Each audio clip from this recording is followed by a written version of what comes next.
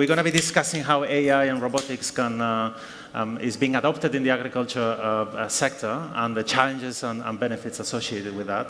And you already got the introduction to our outstanding entrepreneurs, but I'm going to give you a very brief snapshot on their companies. Rodrigo is head of business development at Solintech. It's a Brazilian company that provides digital intelligence through an AI platform so that farmers can make real-time decisions with real-time insights.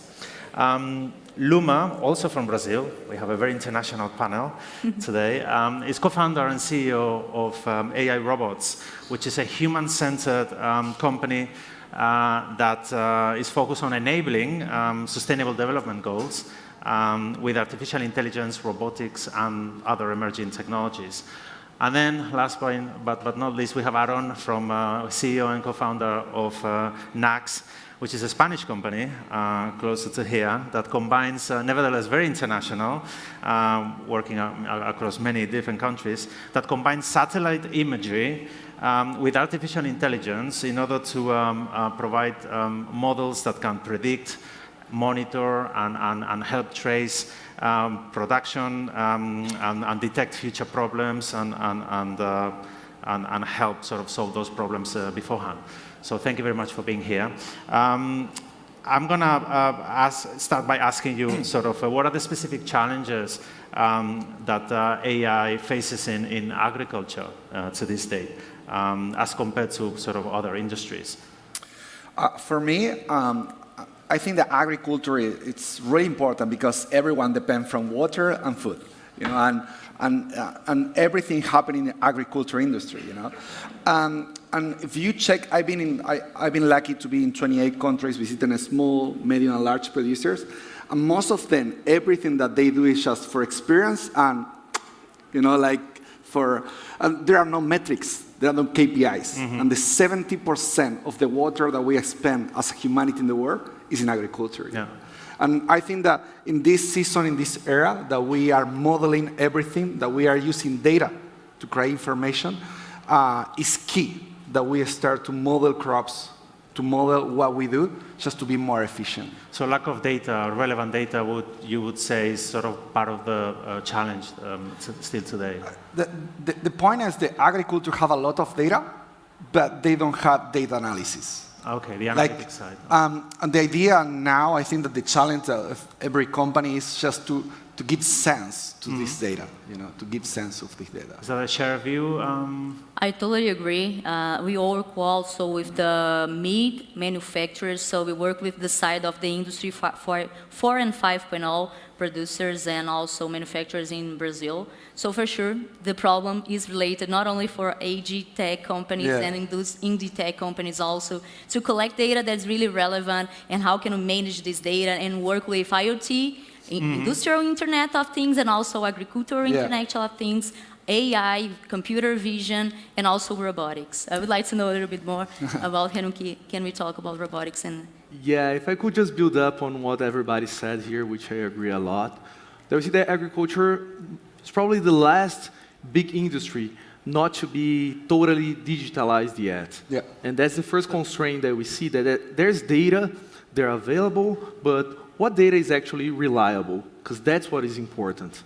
And what Solintech has done to overcome just this challenge is to have sensors and have data collection on the field as much as possible. So this is the first challenge that we have, is data collection and quality of the data. Because if you have human inputs, this is something that's good, because it's a data, but it's not a very reliable data as if you're getting it right from the machine, right from the operation that is being performed on the field.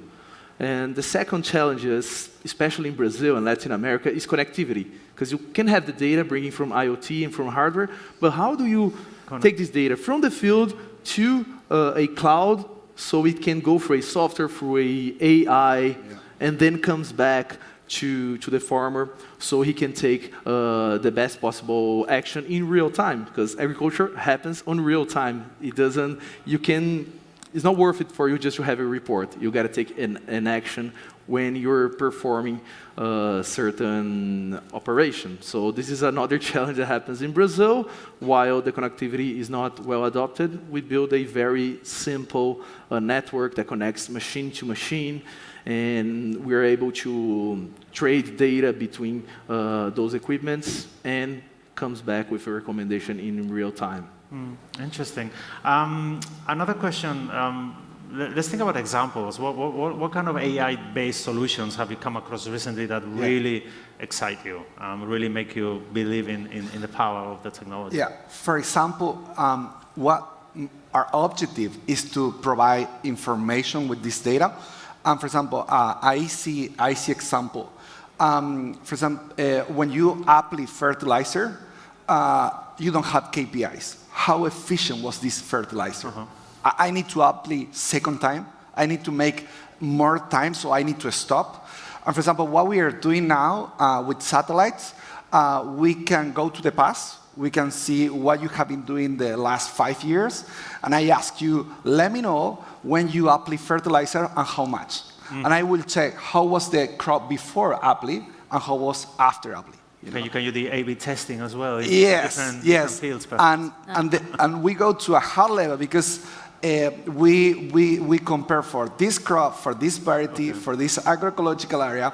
And I used to put the example to when you go to the doctor and the doctor says you have 2 million of red bloods. This is good, this is bad, you know. And what we do is for this condition, you need to be in 2.1.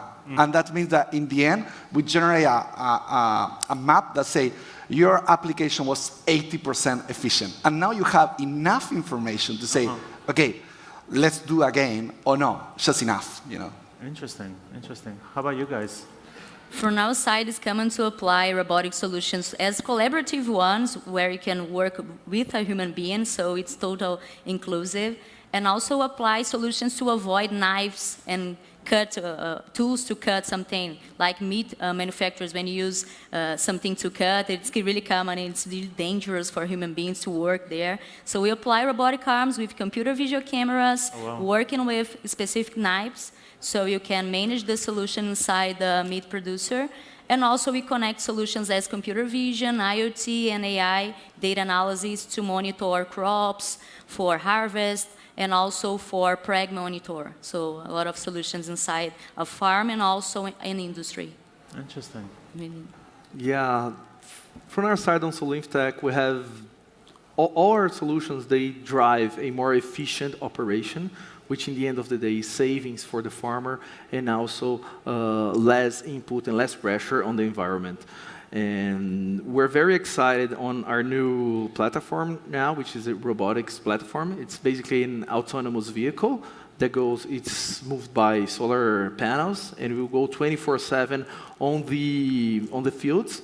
And there's a lot of cameras there with computer vision, and then it goes through our AI models, capturing pictures and identifying pests, which are insects, diseases, and weeds, tracking for them at the early stage of their cycle. So it enables a more located solution. So if I identify any insect, for instance, in a small part of my field, I can drive an operation that will go there and perform an operation right there instead of performing it in the whole field. This is the way it's commonly doing today. So we're very excited on that. And other solutions that we are very excited also, which we've been delivering on the past years, are logistics algorithms that also help to lower the amount of machinery on the field, which is better for the soil, and also to use less fossil fuel on the field as well. Interesting. You know, we come across sort of farmers, and there's a perception that there's still regions and nations that still sort of to invest in automation. And hearing you, I can see that a lot of other places are already way beyond automation with more sophisticated stuff. So where do you see the differences between across nations, perhaps, or regions? I mean, I suspect you know, clients in agriculture, sort of clients in Europe demand different solutions to the ones in Latin America or the US. What is your view on that? For my side, I think yes, because not for the condition are different. In Latin America, you can find big farmers, and in Europe we have small farmers. Okay. It's more familiar, more small. The needs are different. And I think, in my perspective, in Latin America, I was amazed because you see countries like Guatemala, Nicaragua, that when you are European, you think it's impossible that they are doing something well, but they are amazing in agriculture. You know, they are amazing in innovation, in technology. And I think that sometimes we need to be more humble in Europe and check what they are doing from the other side and learn. They are really innovative in technology. And here, I think that we need to be more entrepreneurs in agriculture and not depend from the governmental, you know. I mean, I just, we are a small conversation. I've been in Europe in a trade show, and when I was offering the product, the question of the growers was, okay, where I can apply to the government pay this, you know? And South America say, okay, I need to innovate. And this is something that I learned a lot in the last few years watching Latin America. For me, it was amazing. Different mindset. Yes, different mindset. Absolutely. Something that is similar, everybody's looking to be more productive and less harmful. So everybody's looking for how can we apply the efficiency inside the farms and industrial operations, and how can we apply the sustainable development goals, how can we include everyone, and how can we be good for the environment and good for everyone, include everyone with the internet, as he said. We have a lot of offline communities instead of online ones. So it's totally important to say how can we work with SDGs, ESG, and for sure all the emerging technologies that we said.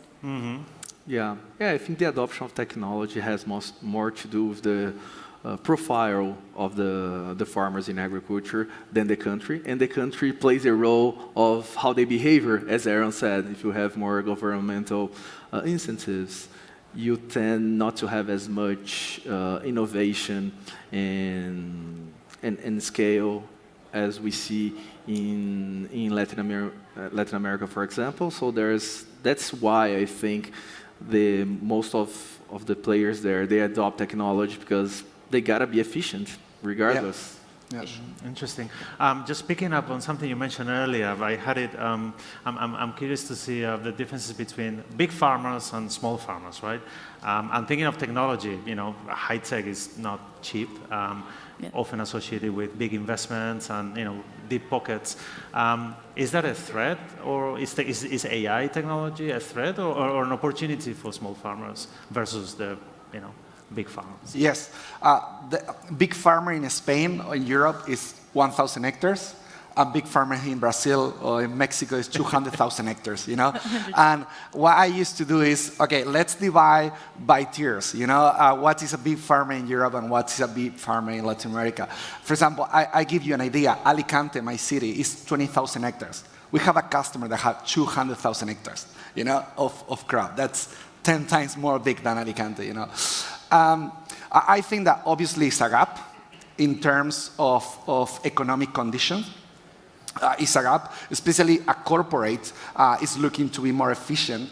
And they used to have an innovation department. You know, when you have 10,000 hectares or 20 or 30,000 hectares, you have a department that they call agriculture precision agriculture. Yeah. And this department is focused in find technologies, find solid state, find different companies to be more productive.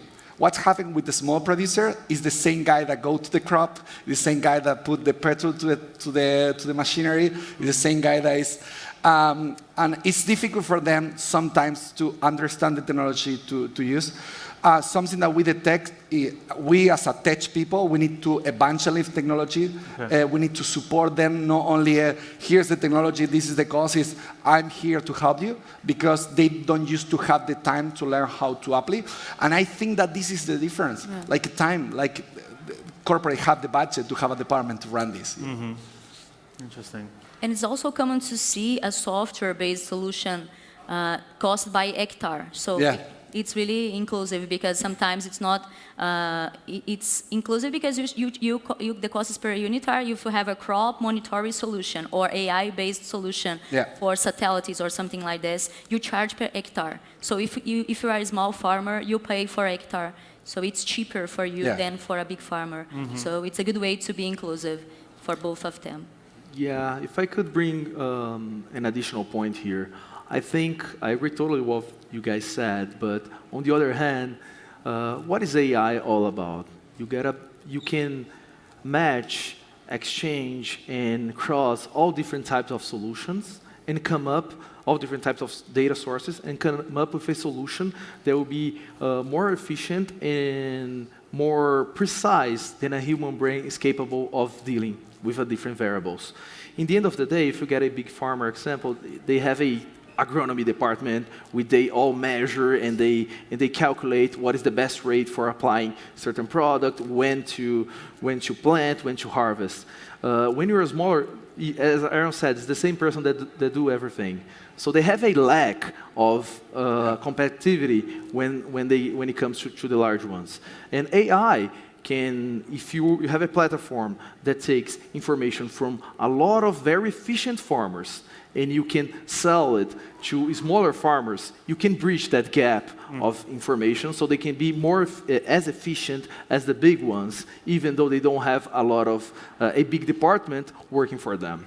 That's an interesting thought, actually, because the small farmer with the 10,000 hectares can learn from the 200,000 hectares that you're working on as well. Right? And just another comment is so difficult for small farmers when some countries are more, it's more normal, like Brazil, agriculture they have TV shows of agriculture, you know. I think that they have a Gran Hermano of agro or something like this, you know. There's agro everywhere.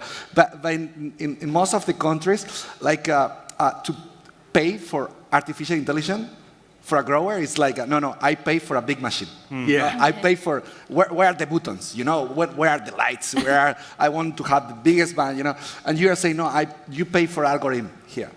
We'll have you to predict this. We'll say you where you need to. It's difficult. You know? How difficult was pay €1 for WhatsApp? Nobody paid for it, you know. And imagine this target of people that you need to say, you will pay for this. And it's difficult, It's that's the reason that we do evangelists, that help them. We're going to make you more productive, you know. Interesting.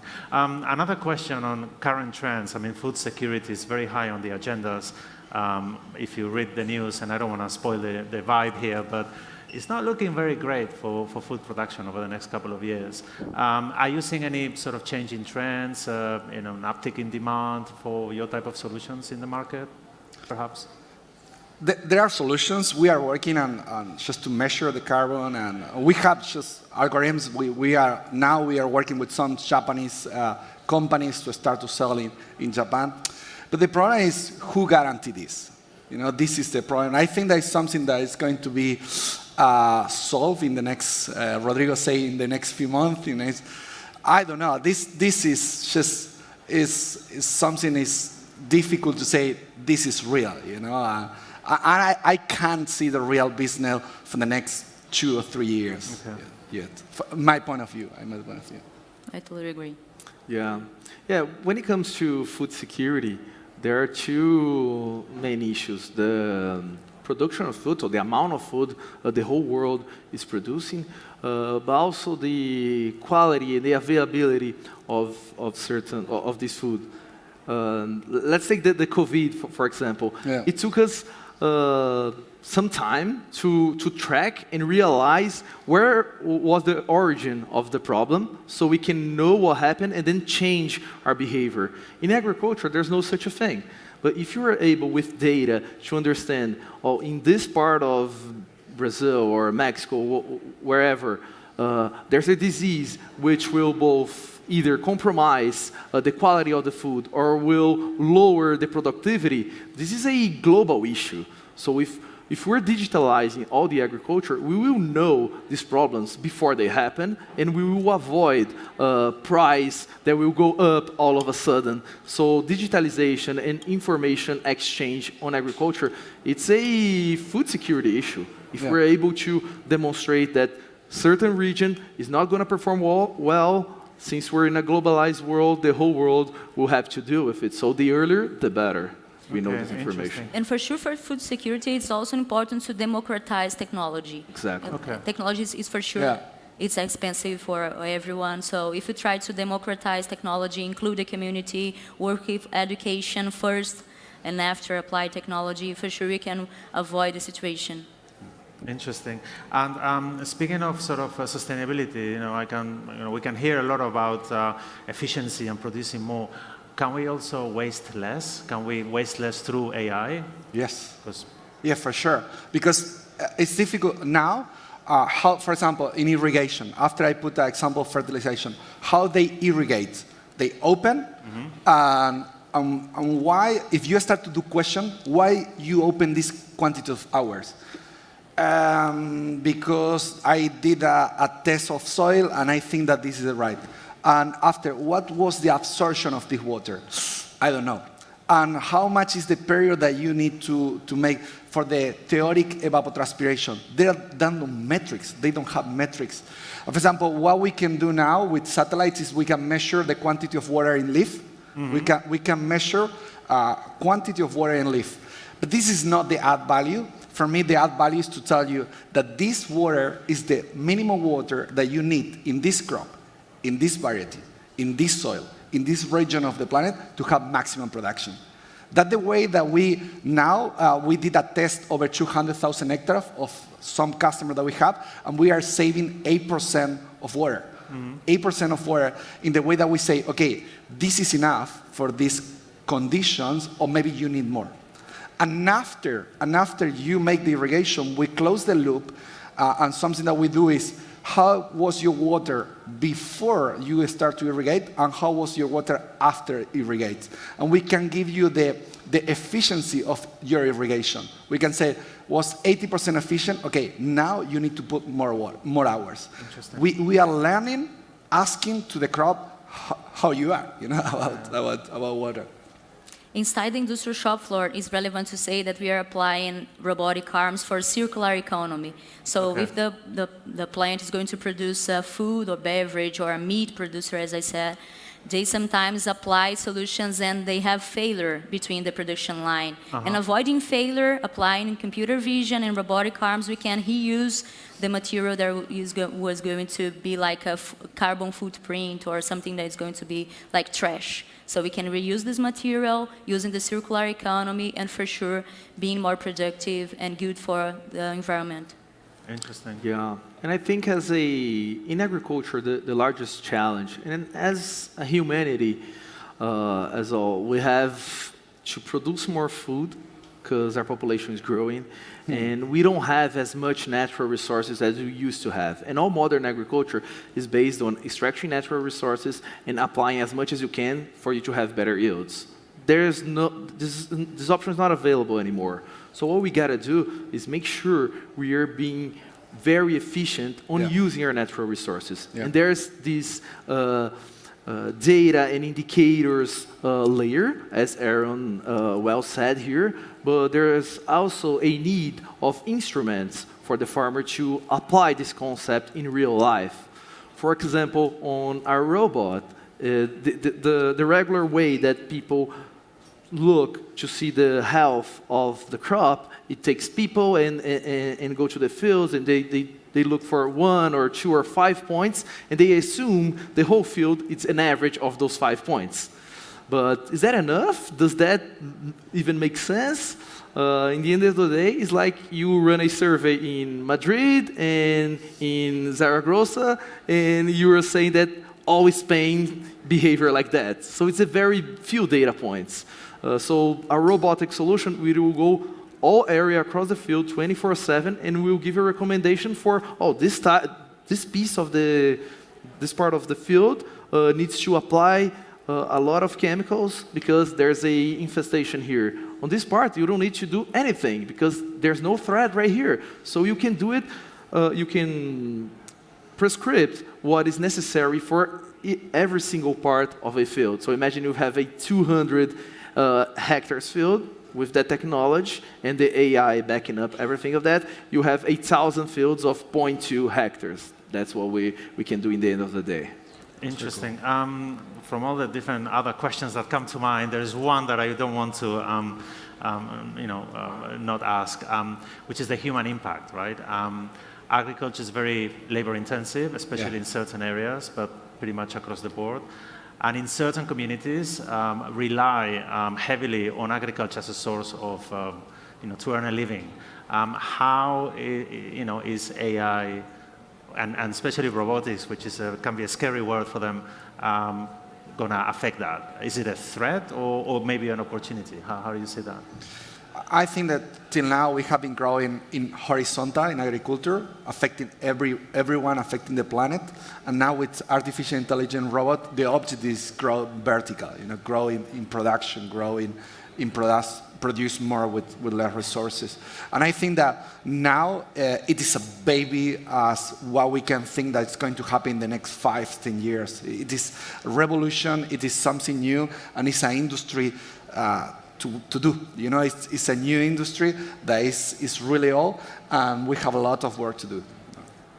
For sure, it's really relevant to consider the human beings. It's all about people. We work with technology, but it's all about people. It's to avoid accidents, it's to be more productive. So we work as indie tech and edgy tech in our company at AI Robots. So we are human-centered. We just launched our company focused on sustainable development goals, and we apply AI and robotics to achieve the sustainable development goals. One of the sustainable development goals is education, the SDG 4. So it's really relevant to educate these people of small communities and big communities also, and how can they deal with the future of jobs. We are going to create new jobs, but they need to be prepared for. So for sure, education first. After that, we need people to apply all the solutions, to analyze the solutions, analyze the data and the prescription, and the predictive maintenance, and so on. So we need to prepare them for this, for sure. Interesting. Yeah, I think agriculture is going through a process that happened in a lot of different industries. You see, back in the days, we used to ride horses, and there used to be some jobs that has to do with taking care of the horses, for example. Whereas we have the car, we don't have this job anymore, and it has transformed into another function. In agriculture, we're going to see the same trend happening. In that first example that I gave you on looking for tracks in the health of the field, instead of going there and looking for it, the person who used to do that before, now will have to be trained and be more skilled, but he will have a different job, which is I will analyze what all the pictures and all the recommendations that come from the field and know how to apply. So at first, technology always scares people, but in the end of the day, it's a matter of training and making people be more skilled to deal with technology, because in the end of the day, it will even be better for them. And I think this is a responsibility of all the companies that bring technology, also to have this vision on people and how can I help them use this technology to make their job even better. Yeah. Excellent. Okay. So on that positive note, we have to end it here. We don't have time for more. Thank you very much for being here and sharing your experience with us. And thank you, everybody. Thank you.